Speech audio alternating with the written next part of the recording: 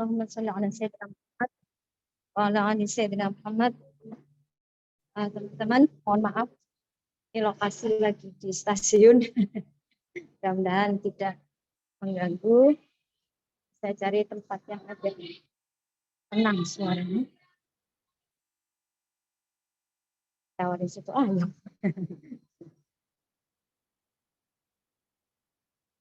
Cari kursi tempat duduk.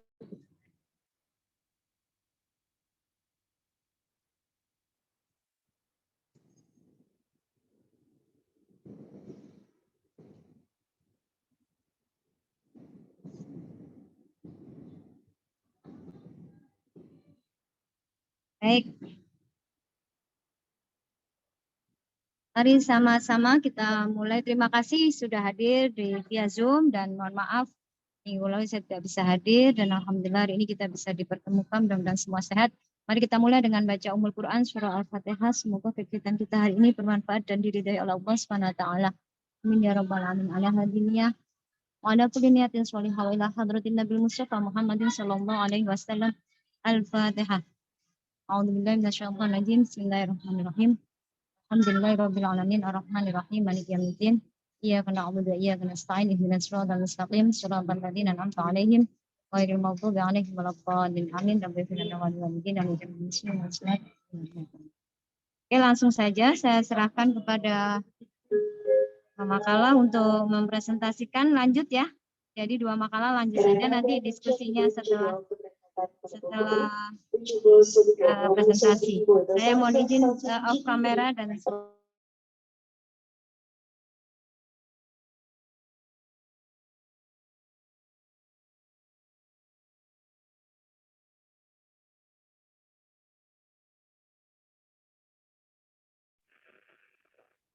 baik.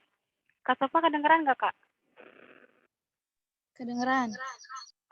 Kedengeran. Baik. Assalamualaikum warahmatullahi wabarakatuh. Salam sejahtera semuanya. Semoga selalu diberikan kesehatan oleh Allah Subhanahu wa taala.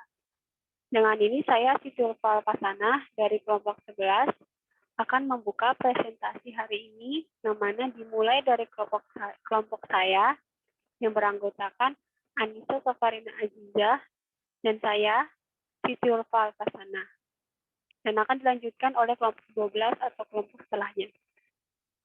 Mari kita mulai presentasi hari ini dengan membaca basmalah. Bismillahirrahmanirrahim.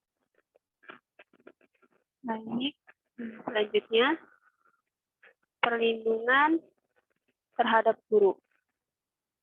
Menurut Kamus Besar Bahasa Indonesia, perlindungan artinya tempat berlindung dalam hal perbuatan ataupun memperlindungi. Undang-Undang Nomor 14 Tahun 2005 tentang guru dan dosen secara keseluruhan pada dasarnya merupakan jaminan dan perlindungan bagi guru dan dosen dalam menjalankan profesinya. Salah satu hak guru adalah hak memperoleh perlindungan dalam melaksanakan tugas dan hak atas kekayaan intelektual. Pada pasal 39 Undang-Undang Nomor 14 Tahun 2005 tentang dengan guru dan dosen, bagian 7 tentang perlindungan disebutkan bahwa banyak pihak wajib memberikan perlindungan kepada guru. Berdasarkan amanat pasal 39 Undang-Undang Nomor 14 Tahun 2005 tentang guru dan dosen juga dapat dikemukakan ranah perlindungan hukum bagi guru. Selanjutnya, bagian macam-macam perlindungan guru. Rasa perlindungan hukum yang dimaksudkan di sini mencakup semua dimensi yang terkait dengan upaya mewujudkan kepastian hukum, kesehatan, keamanan, dan kenyamanan bagi guru dalam menjalankan tugas-tugas profesionalnya. Yang pertama, perlindungan hukum. Yang kedua, perlindungan profesi. Yang ketiga, perlindungan kesehatan dan keselamatan kerja. Yang keempat, perlindungan hak atas kekayaan intelektual. Selanjutnya saya akan jelaskan secara sedikit gimana jelasnya. Secara kecil tentang perlindungan hukum, perlindungan profesi, perlindungan kesehatan keselamatan kerja, dan perlindungan hak atas kekayaan intelektual atau HAKI.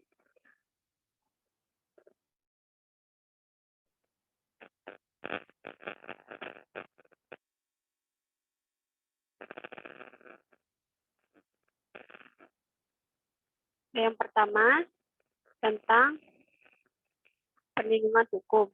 Nah, perlindungan hukum dimaksud meliputi perlindungan yang muncul akibat tindakan dari peserta didik, orang tua peserta didik, masyarakat, birokrasi, atau pihak lain. Berupa yang pertama tindakan kekerasan, ancaman, baik fisik maupun psikologis, perlindungan diskriminatif, intimidasi, dan perlakuan tidak adil. Yang kedua, perlindungan profesi. Perlindungan profesi mencakup perlindungan terhadap pemutusan hubungan kerja, maksudnya PHK, yang tidak sesuai dengan peraturan perundang-undangan, pemberian imbalan yang tidak wajar, pembatasan dalam penyampaian pandangan, pelecehan terhadap profesi, dan pembatasan atau pelarangan lain yang dapat menghambat guru dalam melaksanakan tugas. Selanjutnya yang ketiga, perlindungan kesehatan dan keselamatan kerja.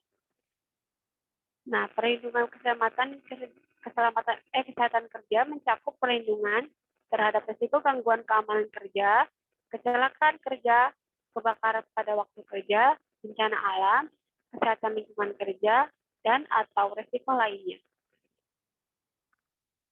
Nah, yang keempat, perlindungan hak atas kekayaan intelektual atau HAKI. Nah, bagi guru, perlindungan HAKI dapat mencakup yang pertama hak cipta atas penulisan buku, hak cipta atas makalah, hak cipta atas karangan ilmiah, hak cipta atas hasil penelitian, hak cipta atas hasil penciptaan, hak cipta atas hasil karya seni maupun penemuan dalam bidang ilmu pengetahuan, teknologi, dan seni serta sejenisnya. Yang terakhir ada hak paten atas hasil karya teknologi. Seringkali karya-karya guru terabaikan, di mana karya mereka itu seakan-akan menjadi makhluk tak bertuan, atau paling tidak terdapat potensi untuk itu. Oleh karena itu, di masa depan, peman guru terhadap HAKI ini harus dipertajam. Selanjutnya, jenis-jenis upaya perlindungan hukum bagi guru. Contohnya, yang pertama konsultasi, mediasi, negosiasi, konsiliasi, advokasi litigasi, advokasi non-litigasi. Nah, selanjutnya bisa dilanjutkan oleh Anissa Safarina Azizah. Kepadanya saya persilahkan. Baik, selanjutnya penghargaan terhadap guru. Menurut Kamus Besar Bahasa Indonesia, penghargaan profesi guru artinya perbuatan menghargai atau sebagai bentuk apresiasi kepada pegawai. Dari kedua definisi tersebut, maka dapat diketahui bahwa penghargaan terhadap profesi guru adalah suatu penghargaan yang diberikan kepada guru dan kegiatan melindungi guru dari hal-hal tertentu yang dapat mengganggu aktivitas keguruannya. Menurut Mulyadi dan Setiawan, penghargaan menghasilkan dua macam manfaat. Yang pertama, memberikan informasi. Penghargaan dapat menarik perhatian personil dan memberi informasi atau mengingatkan mereka tentang pentingnya sesuatu yang diberi penghargaan dibandingkan dengan hal yang lain. Yang kedua, memberikan motivasi. Penghargaan juga meningkatkan motivasi personil terhadap ukuran kinerja, sehingga membantu personil dalam memutuskan bagaimana mereka mengalokasikan waktu dan usaha mereka. Kemudian, guru yang memenuhi persyaratan sebagaimana diamanatkan dalam Undang-Undang Nomor 14 Tahun 2005 dan Peraturan Pemerintah Nomor 74 Tahun 2008 serta peraturan lain yang menjadi ikutannya memiliki hak atas aneka tunjangan dan kesejahteraan lainnya. Tunjangan dan kesejahteraan dimaksud mencakup tunjangan profesi, tunjangan khusus, tunjangan fungsional, subsidi tunjangan fungsional, dan maslahat tambahan. Khusus berkaitan dengan jenis-jenis penghargaan dan kesejahteraan guru sebagai agen perubahan disajikan berikut ini. Yang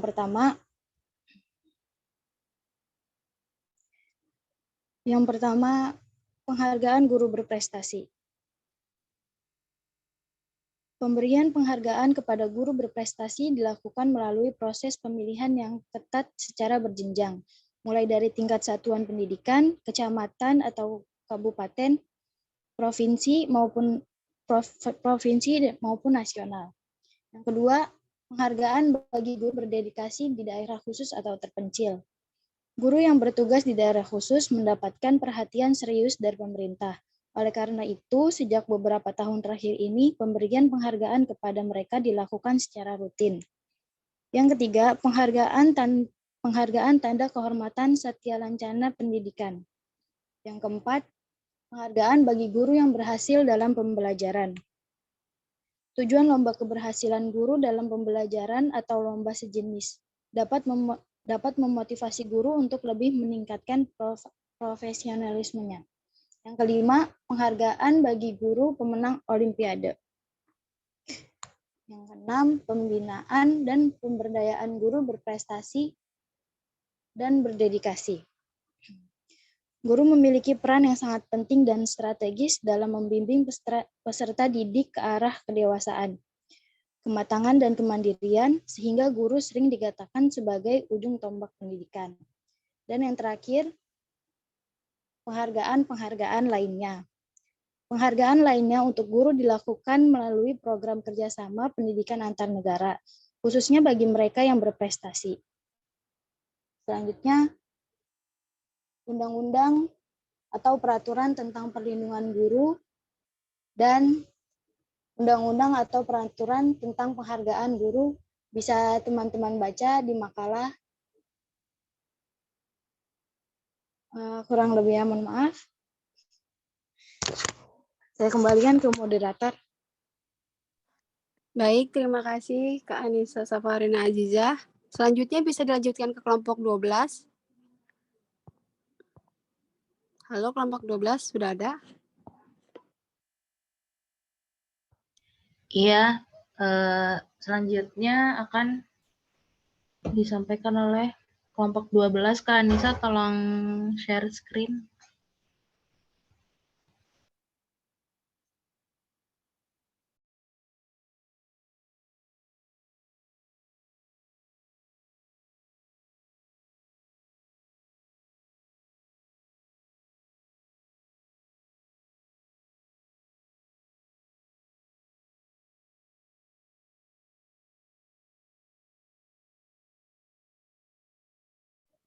Udah kelihatan belum ya? Udah kelihatan ya? Iya Kak, udah kelihatan.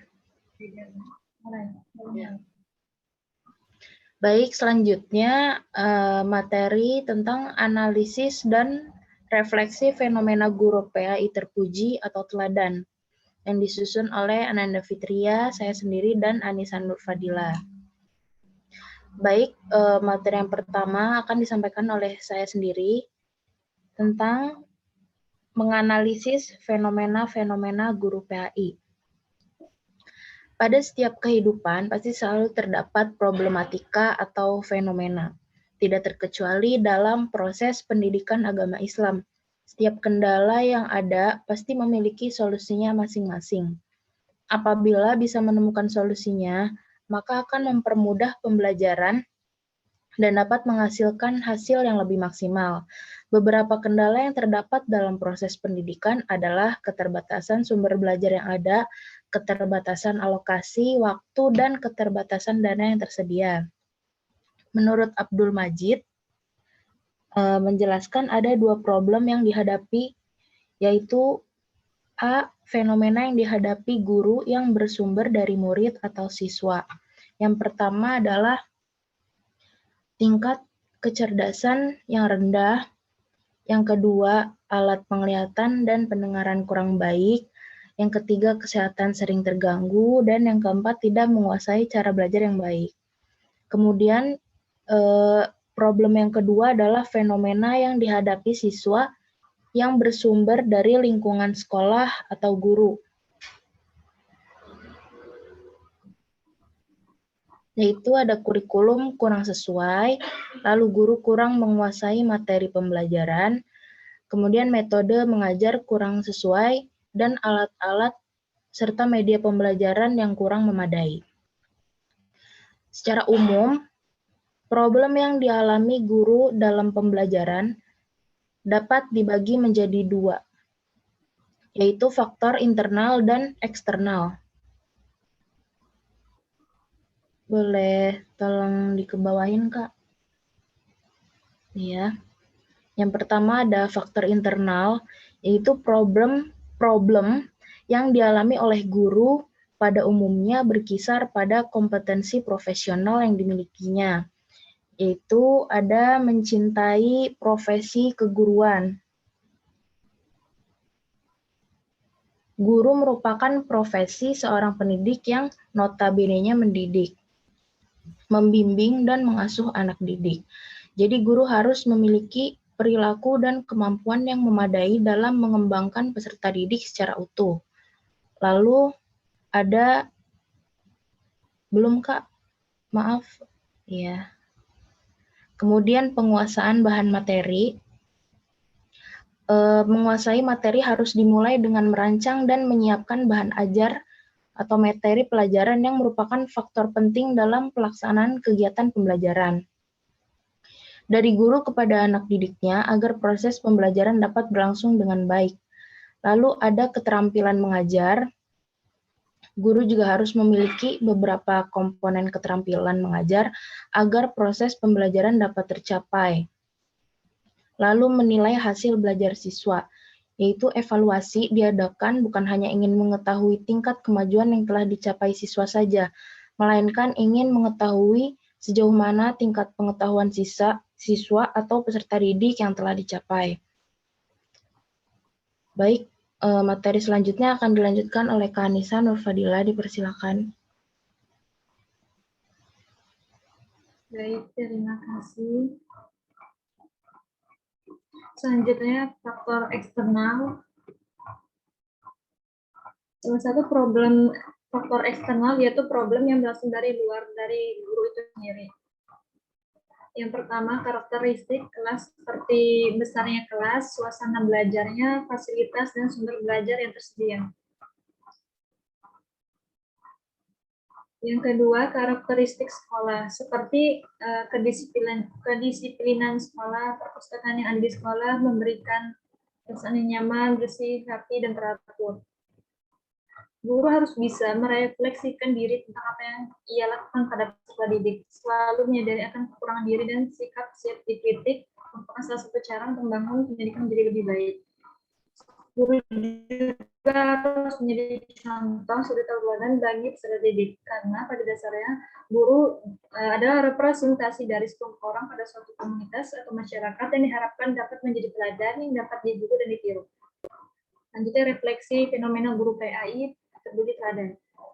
Refleksi diri guru dalam kaitannya dengan upaya pengembangan profesionalismenya juga sejalan dengan penelitian-penelitian lain dalam konteks psikologi yang menunjukkan bahwa refleksi diri dapat memberikan dampak positif terhadap perkembangan diri manusia. Hal ini dikaitkan dengan upaya pengembangan kesadaran diri yang harus dipandang sebagai suatu yang menyenangkan, pengalaman yang berharga untuk menggali potensi dalam diri seseorang dan menggunakannya sebagai dasar dalam pengambilan suatu tindakan.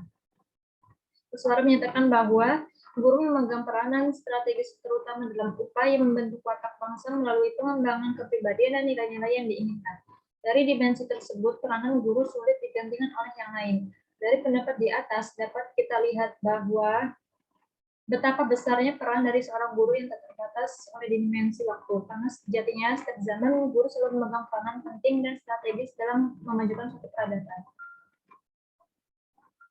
Guru sebagai teladan bagi peserta didik harus memiliki sikap dan kepribadian utuh yang dapat dijadikan contoh, panutan, dan idola dalam seluruh segi kehidupan. Guru harus berusaha memilih dan melakukan perbuatan positif agar dapat mengangkat citra baik dan kewibawaannya terutama di depan murid. Sifat-sifat guru teladan. Agar dapat melaksanakan tugas dan kewajiban guru dengan baik, maka ada beberapa sifat yang harus dimiliki oleh guru teladan, yaitu yang pertama bersifat jujur, yang kedua bersifat bersih dan terhindar dari sifat buruk, yang ketiga ikhlas dalam mendidik peserta didik, yang keempat pemaaf, yang kelima memahami watak tabiat dan bakat peserta didik. Sekian pemaparan di kelompok 12, kurang lebihnya mohon maaf dan kami persilakan. Assalamualaikum warahmatullahi wabarakatuh. Waalaikumsalam warahmatullahi wabarakatuh.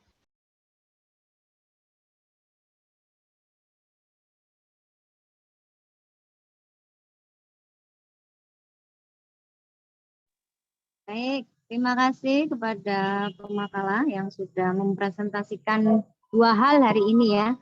Aduh, saya mohon maaf nih, saya sudah nyari tempat, ternyata suara ini akan terus terdengar sampai di ujung Berung. Ini sudah nyari keliling tadi. Mungkin satu-satunya jalan harus keluar dari stasiun, tapi nggak mungkin ya, kereta saya nanti jam 7. Sekali lagi mohon maaf, ini kalau mau boleh cerita saya harus ada tugas ke luar kota, ke Jawa Timur ya, kereta jam 7 karena kegiatannya besok di Surabaya jam 9 pagi dengan anggota, jadi mohon maaf ya. Saya mengapresiasi apa yang sudah disampaikan oleh pemakalah hari ini. Untuk yang pertama mungkin terkait haknya para guru, dan selain hak juga itu bagian dari apresiasi yang diberikan oleh pemerintah dalam hal ini kepada guru yang berupa penghargaan, baik itu sertifikasi atau tunjangan sertifikasi atau tunjangan khusus dan juga tunjangan tambahan. Saya hari ini hanya ingin menambahkan dan memberikan gambaran kepada teman-teman dan juga informasi bahwa namun terlepas dari itu semua, yang ingin harus digarisbawahi, jangan dijadikan itu sebagai tujuan gitu ya. Penghargaan baik itu sertifikasi, mau tunjangan tambahan, mau tunjangan khusus, jangan pernah dijadikan tujuan, karena sejatinya kita ini menjadi guru adalah untuk mencari ridho Allah, dan kalaupun toh nanti ada bagian dari yang kita dapatkan itu adalah bagian dari keberkahan apa yang sudah kita lakukan karena Allah tadinya. Karena kalau sudah dijadikan tujuan, kemudian nanti tidak tercapai gitu ya, akan menjadi kecewa, itu akan mengganggu keikhlasan teman-teman di dalam mengajar, sehingga teman-teman tidak bisa mengembangkan potensinya sebagai guru. Padahal seperti yang sudah kita pelajari dan kita bahas dalam satu semester ini, bahwa sebenarnya yang kita bahas itu cuma 4 hal aja. Ada 4 kompetensi yang harus dikuasai guru, yaitu profesional, pedagogik, kemudian kepribadian dan sosial. Kalau boleh saya sampaikan di sini, sebenarnya di Indonesia ini kalau dilakukan sebuah pemetaan dan uji kompetensi, nilai guru, kompetensi guru khususnya yang pedagogik itu masih di bawah rata-rata. Nah, ini masih menjadi PR buat negara, khususnya untuk Kementerian Pendidikan dan Kebudayaan termasuk Kementerian Agama.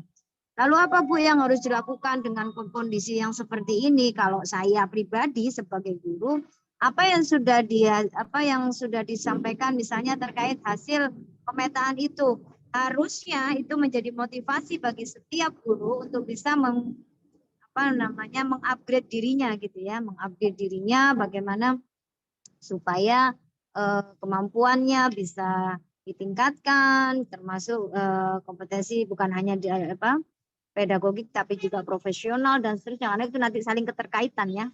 Nah, itu harapan saya setiap orang guru atau setiap guru harusnya punya motivasi itu, nggak usah menunggu kalau aku nanti nilainya bagus nanti sertifikasi keluar.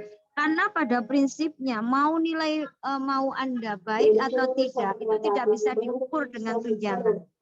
Tunjangan itu kalau kita mau fair-fairan gitu ya, Bu, itu di PNS ASN itu kayaknya begitu-begitu aja ngajarin. Maaf ya, saya tidak menilai saat perorangan, tetapi kalau kita melihat secara umum ASN itu saya juga tidak, mohon maaf kalau di sini ada yang pegawai negeri atau guru pegawai negeri. Tidak semua ASN atau guru PNS itu pun juga punya kualitas yang baik.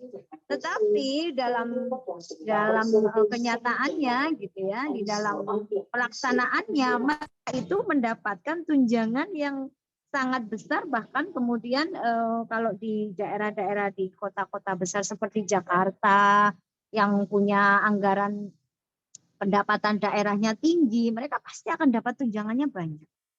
Sebagai contoh saja, saya tadi mengikuti BIMTEK untuk digitalisasi pesantren. Saya ketemu sama guru masih di sekolah negeri gitu ya. Dia belum PNS tapi sudah masuk P3K, itu gajinya sudah di angka 7 juta. Sedangkan guru PNS yang ada di daerah dengan pendapatan daerahnya yang kecil, gaji dia hanya sudah ASN saja, sudah PNS itu 5 juta. Artinya sebenarnya tunjangan atau penghasilan itu atau tidak bisa dijadikan tolak ukur kemampuan guru, ya, yang bisa mengupgrade ataupun yang bisa menilai bahwa kita ini kalau kita ingin baik ataupun kita ingin profesional atau kita bisa ingin meningkatkan pedagogik, tidak harus diukur dengan tunjangan guru itu sendiri. Maksud saya gitu. Makanya tadi di awal saya bilang jangan pernah dijadikan satu ukuran dan kemudian dijadikan tujuan, bahkan untuk bisa mendapatkan sertifikasi supaya kita lebih maksimal gitu ya dalam mengembangkan profesi guru kita. Nah, saya ingin menyampaikan di sini terkait regulasi terbaru terkait tunjangan. Memang ini untuk ASN sebenarnya, tetapi biasanya regulasi yang sudah berlaku ini gitu ya, yang sudah disampaikan itu semestinya nanti menjadi acuan bagi pemerintah daerah menyesuaikan dengan hasil pendapatan daerahnya untuk bisa diberikan tunjangan tambahan atau tunjangan khusus kepada para guru. Seperti saya dulu waktu saya jadi guru di Tangerang Selatan ini, waktu masih Ibu Airin ya, wali kotanya, itu Bu Airin itu juga ketika kemudian ada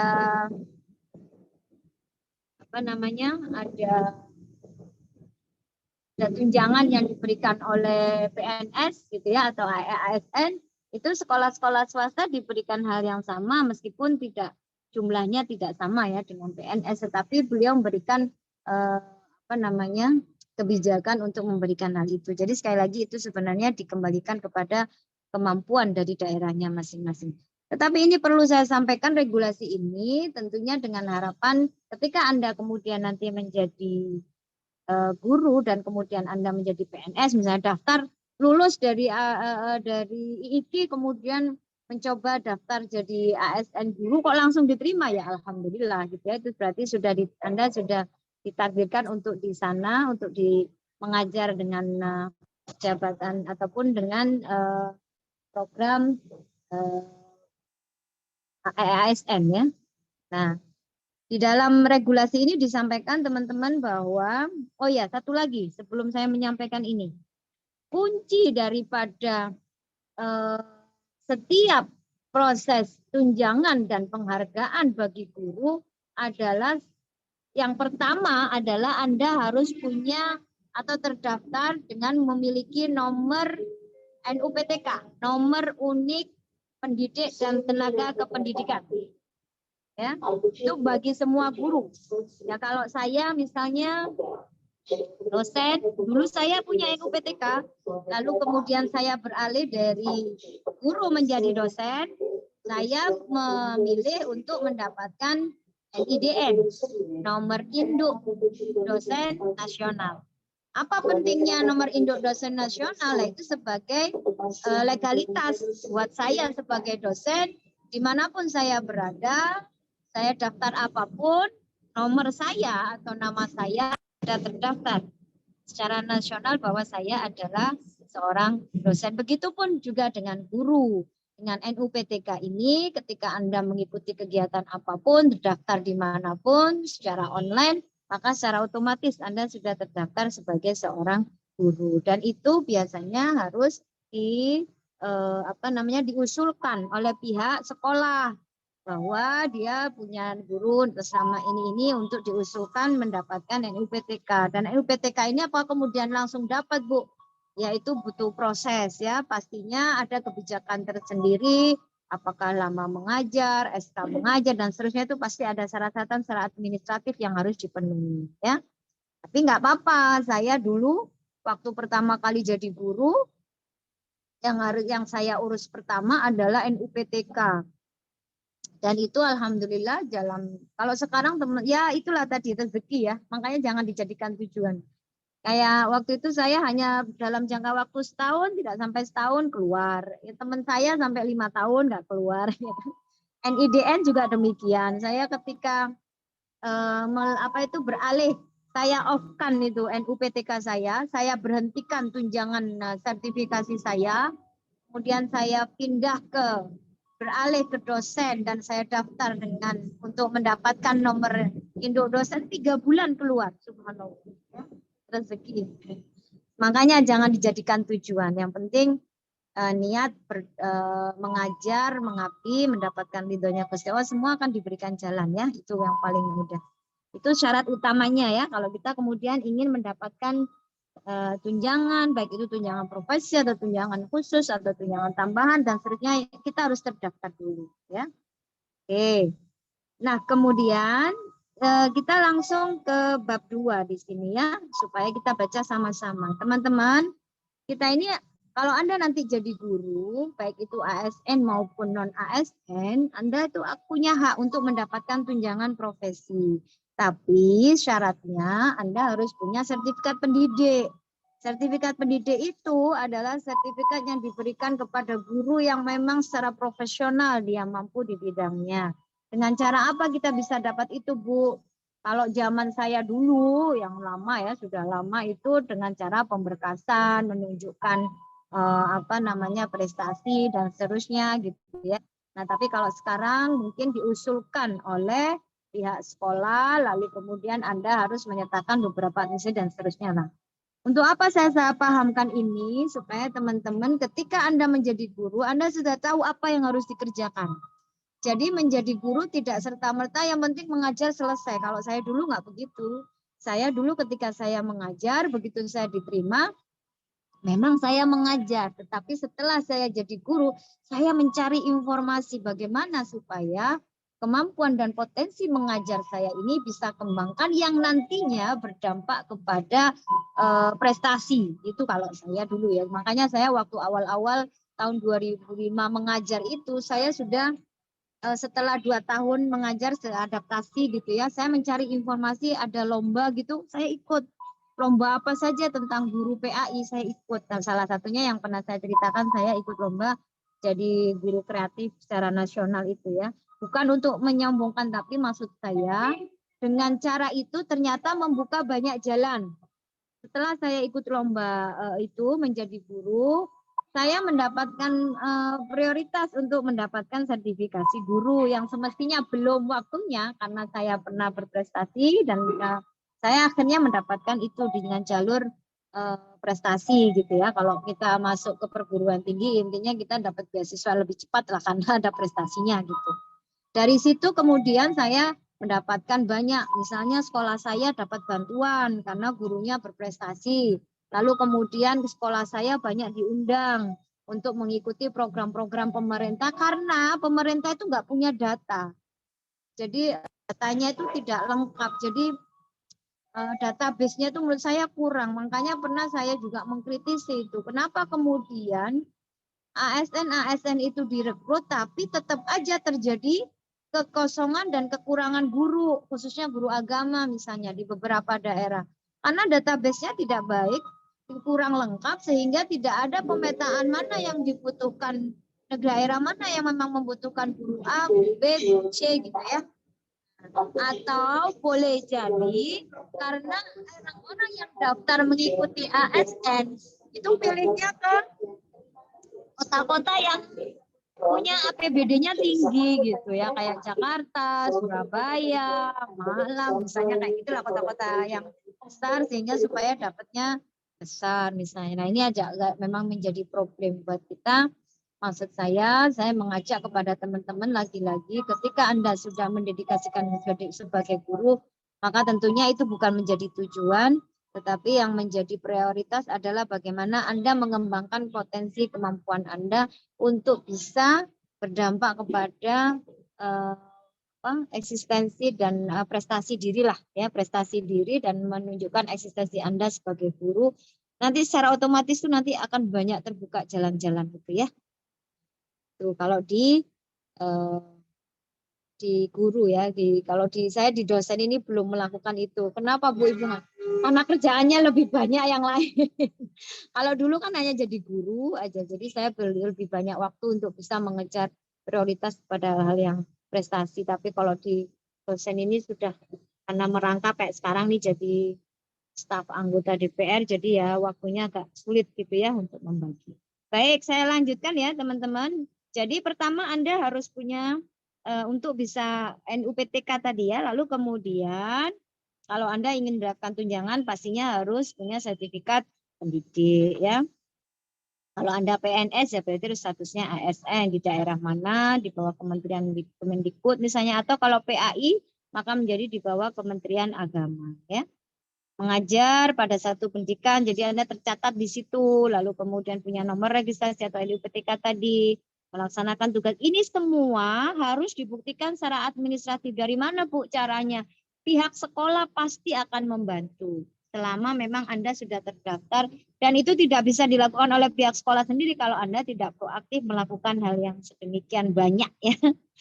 Jadi saya berharap nanti pokoknya kalau sudah lulus atau sekarang sudah jadi guru, start sudah siap-siap ya. Apa yang harus saya kerjakan supaya kalau enggak ada begitu-begitu saja, yang penting mengajar saja ya kita nggak bisa mengembangkan kemampuan kita dan orang tidak melihat kita ini bisa apa gitu ya menurut saya. Makanya sebaiknya segera dilakukan pengembangan diri supaya Anda bisa juga punya prestasi yang baik dan itu akan pasti berdampak kepada tunjangan-tunjangan tadi ya. Nah, kemudian tunjangan sertifikasi guru itu biasanya diberikan dalam bentuk apa? Yang pasti dalam bentuk uang. Kalau untuk yang ASN, teman-teman, itu mereka mendapatkannya berbasis pada pangkat dan golongan. Ya, enak dong Bu ya, nggak usah lihat itunya. Makanya tadi saya bilang jangan dijadiin tujuan. Kalau untuk yang swasta itu biasanya sudah, apalagi kalau guru PAI itu sudah dipatok gitu ya dengan di angka 1,5 dulu. Tetapi sebenarnya mau PAI ataupun bidang studi lain, kalau kita di sekolah swasta kita punya hak untuk mengajukan tunjangan fungsional. Maksudnya untuk tunjangan kesetaraan dengan PNS golongannya. Waktunya kapan? Nah itu nanti ada syarat dan ketentuannya dan biasanya memang tidak mudah. Tapi ya nggak apa-apa. Makanya kalau tidak dijadikan tujuan, insya Allah akan mudah jalannya ya. Nah gitu ya. Oke, kemudian tunjangan profesi guru itu kalau di daerah atau di Jakarta ataupun di manapun semestinya seharusnya akan diberikan dalam jangka waktu 3 bulan sekali. Jadi 4 kali dalam setahun. Tapi pada kondisi kenyataannya di lapangan boleh jadi akan mundur atau kalau di Kementerian Agama kadang-kadang saya dapatnya 6 bulan sekali. Kok bisa begitu Bu? Harusnya kan itu nanti kena penyaluran tidak sesuai waktu dan itu bukan urusan kita ya. Jadi ya banyaklah yang harus dibenahi di Kementerian Agama yang kenapa kok tidak bisa sama dengan Kementerian Pendidikan dan Kebudayaan. Dan kita ini sebagai guru agama mau di negeri mau di swasta mau di masuknya di Kementerian Agama bukan di Kemendikbud ya. Meskipun kita ngajar sekolah umum, guru agama di sekolah umum. Ya. Nah, kemudian kita juga mungkin boleh jadi nanti mendapatkan tunjangan khusus. Jadi tunjangan khusus itu biasanya dibuktikan dengan keputusan mengajar dan sekali lagi ini biasanya kembali lagi kepada pemerintah daerahnya juga ya. Tidak selalu juga kita dapat. Nah, biasanya langsung tunjangannya diberikan kepada rekening penerima ya. Nah, ada tambahan penghasilan juga. Guru ASN itu banyak ya Bu ya penghasilannya. Allah alam, saya nggak pernah jadi ASN, jadi saya nggak tahu. Tetapi saya cukup alhamdulillah bersyukur dengan kondisi ataupun mau ASN mau swasta, yang penting barokah kalau saya sih gitu ya. Jangan. Nah, kemudian kalau untuk tunjangan tambahan ini juga ada syarat-syaratnya, lagi-lagi ada PTK dan seterusnya, nanti bisa dibaca ya teman-teman ya. Nah, guru ASN daerah mengikuti pengembangan profesi berupa pendidikan, dan sepertinya kalau Anda nanti jadi ASN, kalau ingin mendapatkan tunjangan tambahan, maka Anda harus mengikuti pelatihan. Ya, sebenarnya ini sama dengan dosen sih. Makanya saya kalau mau mendaftar untuk dapat sertifikat di dosen kayaknya masih jauh, karena kalau untuk dosen itu biasanya dibuktikan dengan apa? Dibuktikan dengan karya ya. Karya menulis gitu. Kalau guru biasanya masa jabatan lama mengajar dan kemudian ya prestasi misalnya Anda ikut lomba, Anda punya penelitian PTK ya. Misalnya begitu, itu juga bisa dijadikan salah satu syarat administratif untuk mendapatkan tunjangan tambahan ataupun fungsional ya.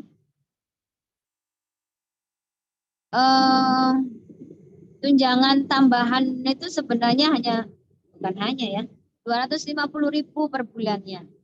Ya, tetapi ya mungkin kalau setiap bulan ya lumayan lah ya. Tapi lagi-lagi menurut saya jangan dijadikan tujuan lah. Kalau Anda mau misalnya nih salah satu syaratnya untuk dapat tunjangan tambahan harus mengikuti pelatihan, ya ikut aja pelatihan untuk mendapatkan ilmu. Kalaupun toh nanti dapat tunjangan tambahan ya itu bonusnya lah. Gitu ya.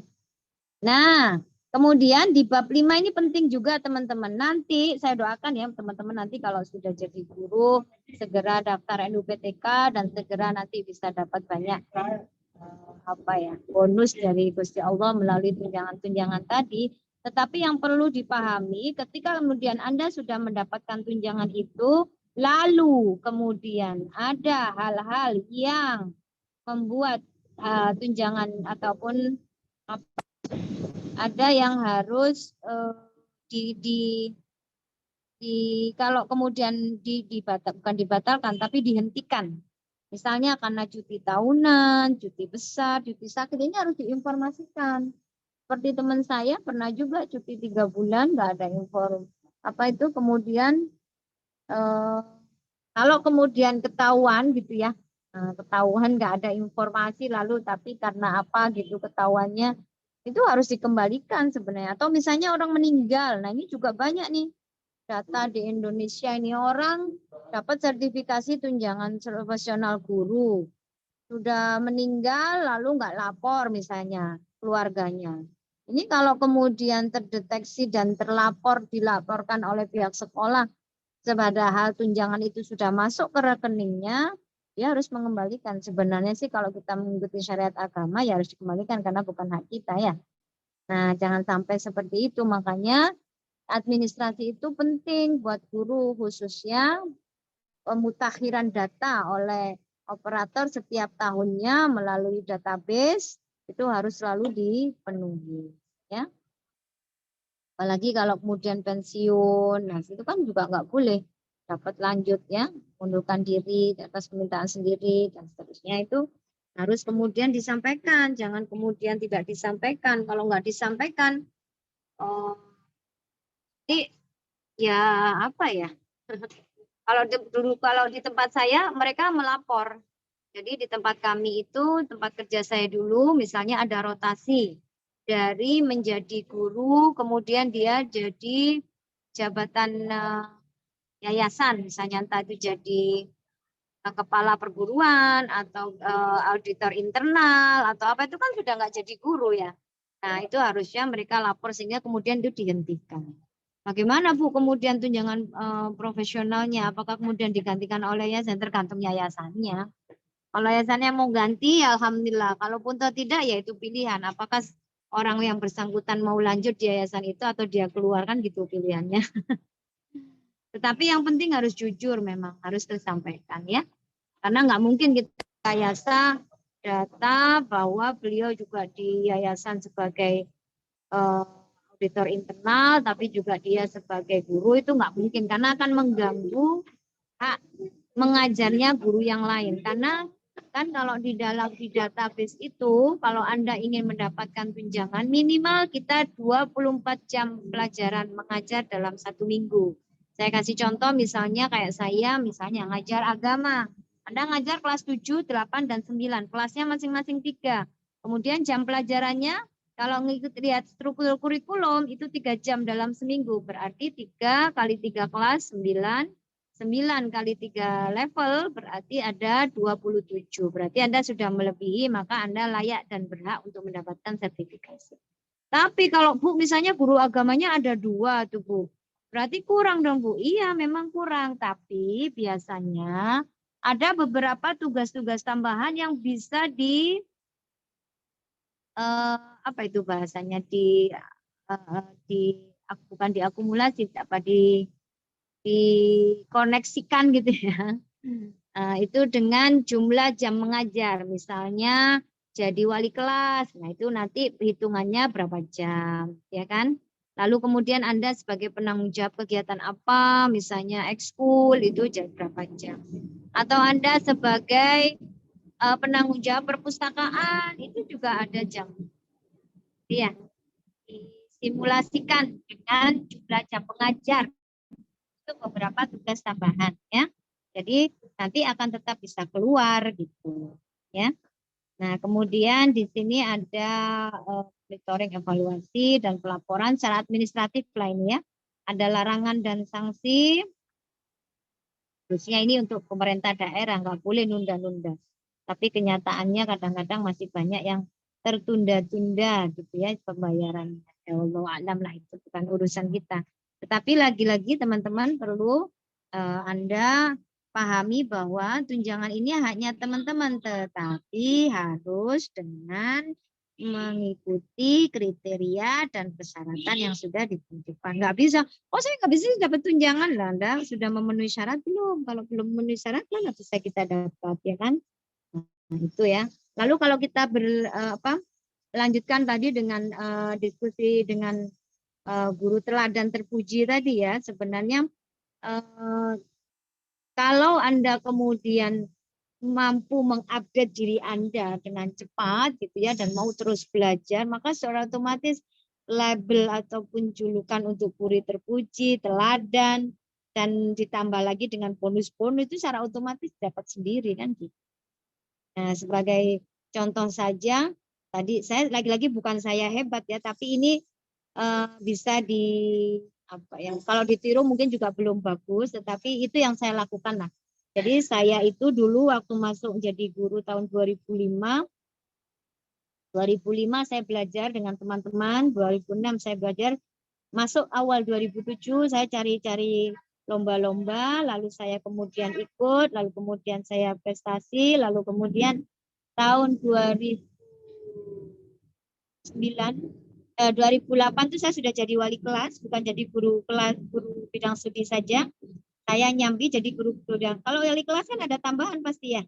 Nah, saya jadi wali kelas tahun 2000, 3 tahun lah saya mengajar itu.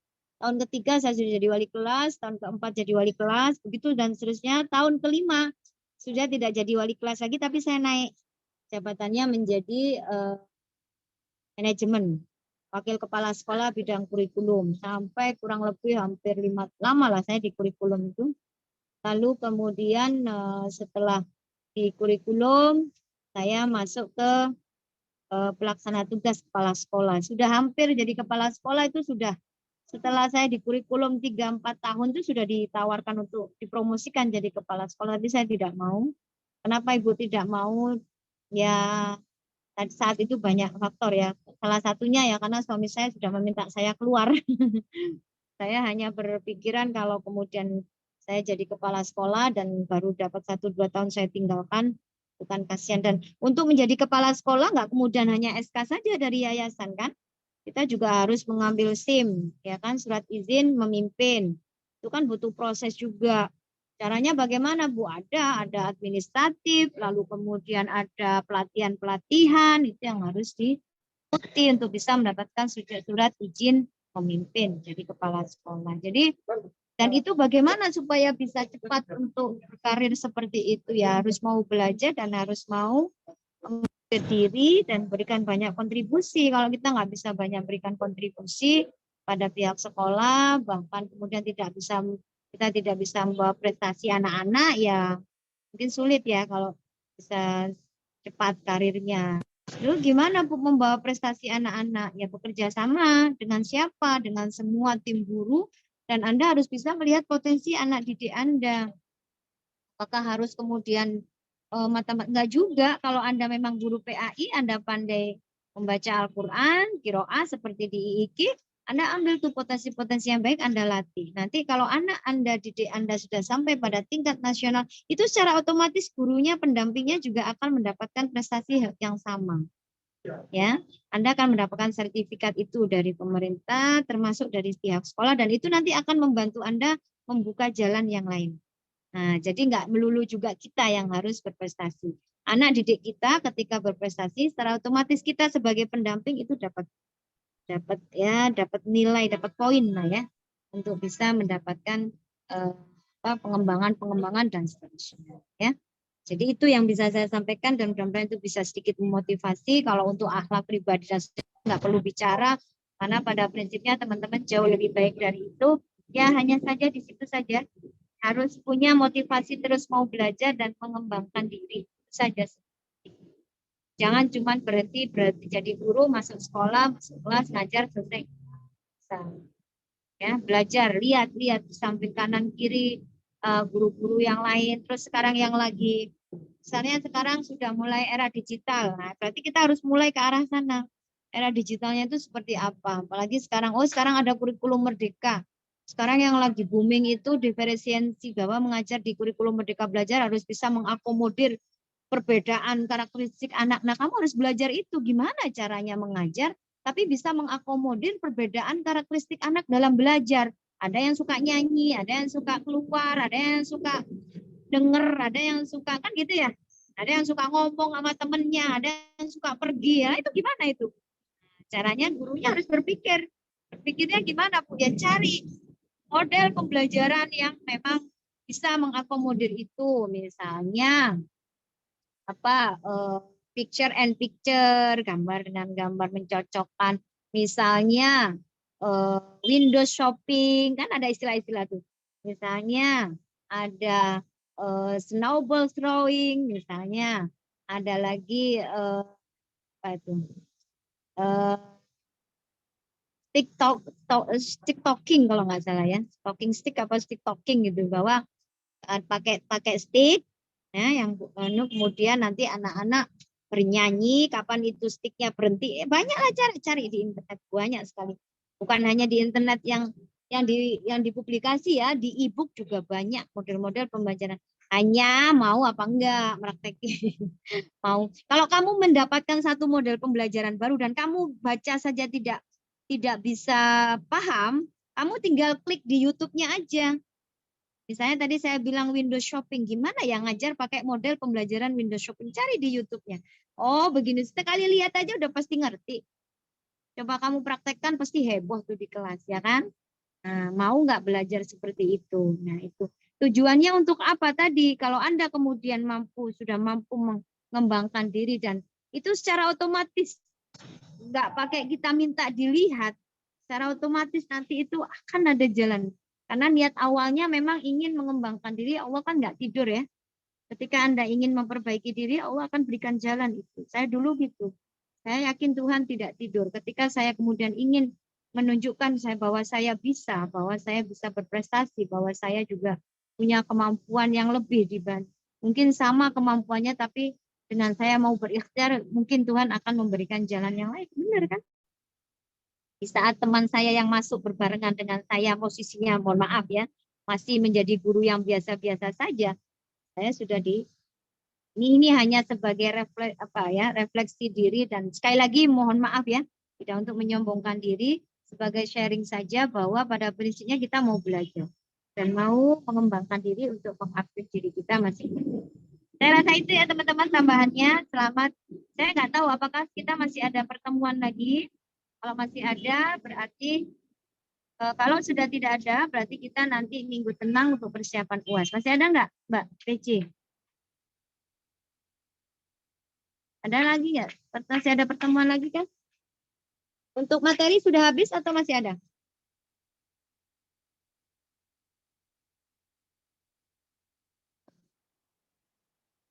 Materi masih ada nggak? Atau ini Sudah habis artinya Ibu. Oke, berarti minggu depan adalah minggu tenang, minggu depannya lagi kita UAS ya. Insya Allah ya. Baik Ibu. Oke, mudah-mudahan semua nanti UASnya tetap tertulis. Mungkin saya lebih kita mengangkat fenomena dan problematika guru yang ada di Indonesia, lalu Anda kemudian carikan solusinya dan kontribusinya ya, supaya kita ini juga punya andil lah. Jangan kemudian ada masalah selesai gitu ya, janganlah. Ya kalau kita mau cari masalah guru tuh banyak guru yang nggak ngerti cara ngajar ya kan.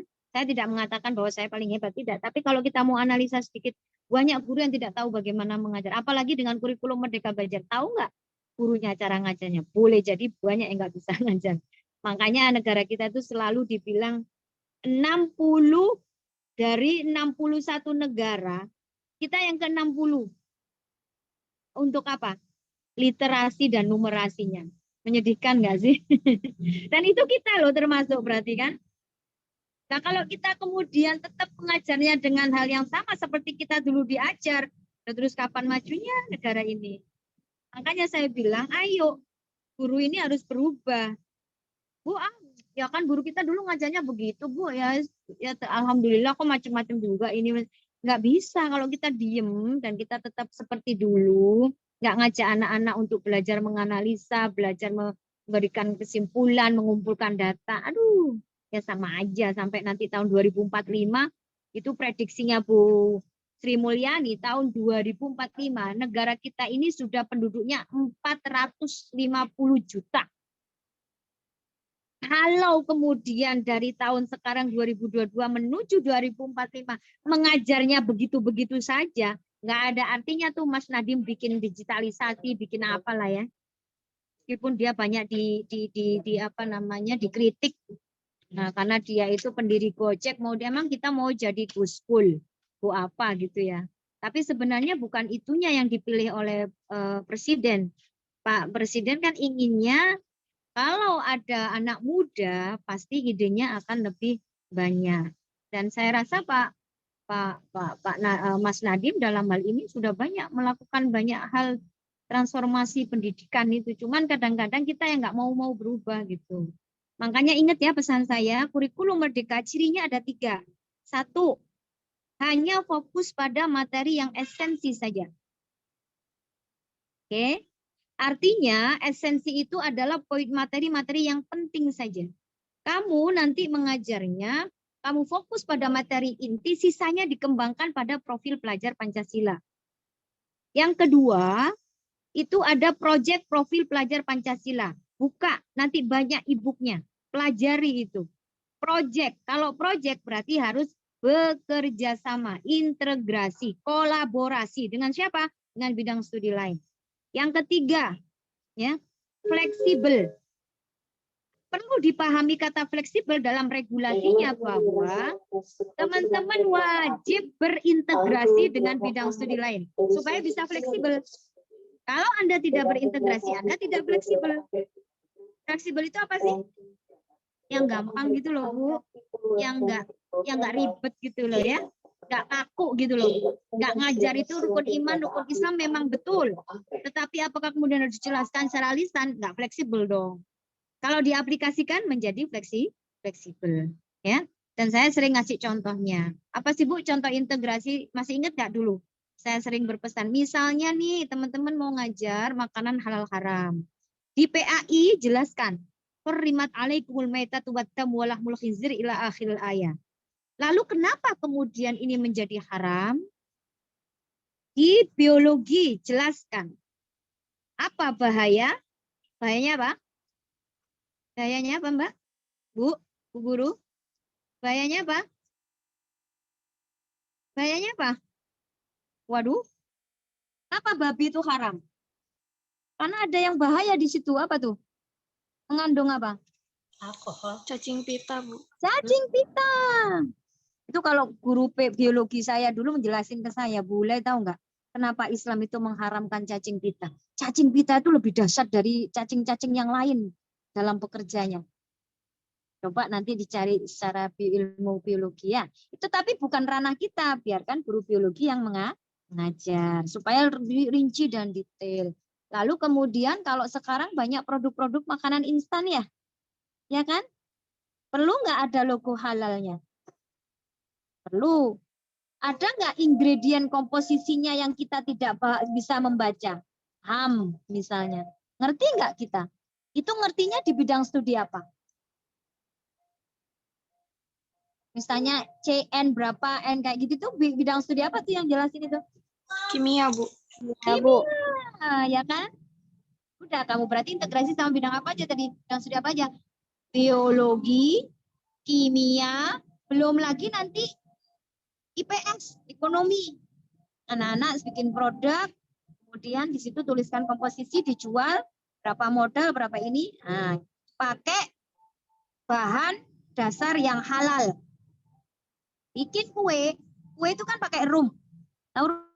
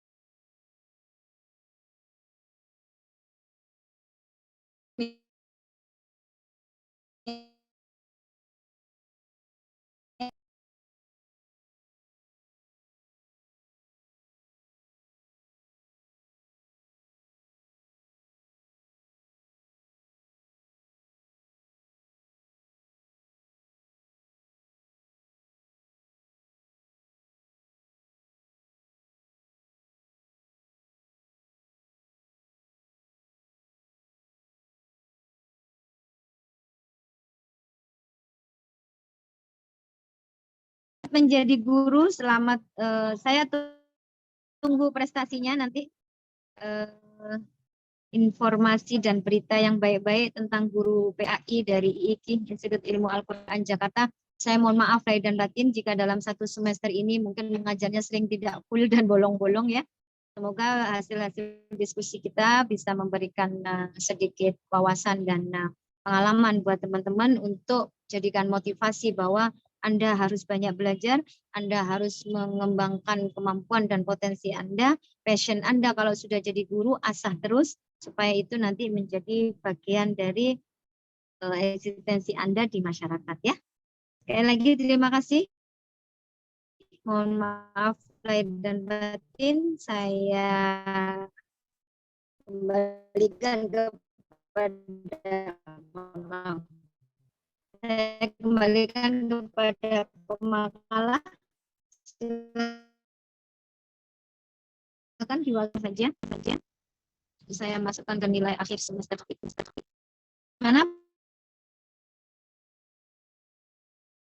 pemakalah salah satu?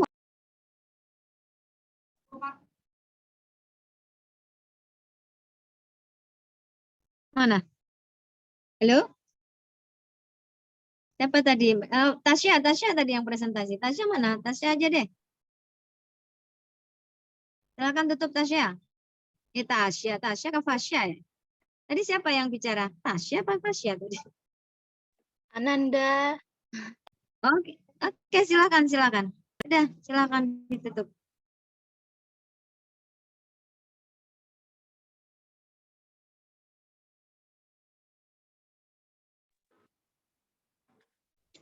Ibu, tadi saya moderatornya, Bu. Saya tutup ya, Bu. Ya, boleh. Silakan. Baik, sekian presentasi kita hari ini. Kurang lebihnya mohon maaf. Terima kasih kepada Ibu yang sudah menambahkan, juga kepada teman-teman yang sudah menyimak. Sekian, kurang lebihnya mohon maaf. Wassalamualaikum warahmatullahi wabarakatuh. Waalaikumsalam warahmatullahi wabarakatuh. Waalaikumsalam warahmatullahi wabarakatuh. Mari kita tutup dengan hamdalah. Alhamdulillahirabbil alamin. Subhanakallahumma bihamdika asyhadu an la ilaha illa anta astaghfiruka wa atubu ilaik. Aqulu qouli hadza wa astaghfirullah li wa lakum. Wassalamualaikum warahmatullahi wabarakatuh. Waalaikumsalam warahmatullahi wabarakatuh. Saya izin ya. Terima kasih. Banyak Ibu. Ibu. Ya, Manila Ibu.